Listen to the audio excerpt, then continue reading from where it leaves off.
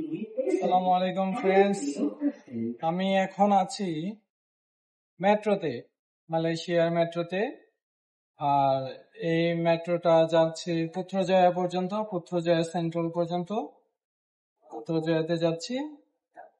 In fact পুত্রজয়াতে আমার hotel, যেখানে আমি উঠেছি মালয়েশিয়াতে।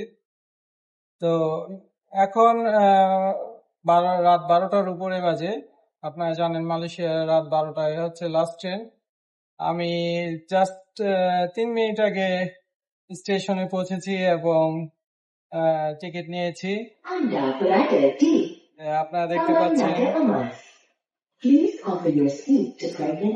পাচ্ছেন পুরো ট্রেনটাই ফাঁকা, দু চারজন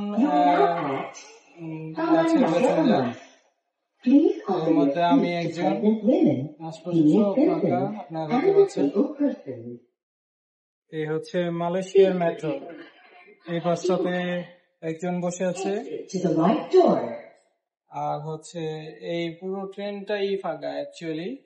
দেখতে পাচ্ছেন এই ট্রেনটা কিন্তু সাধারণত এরকম থাকে না। এই ট্রেনটা খুবই ব্যস্ত থাকে।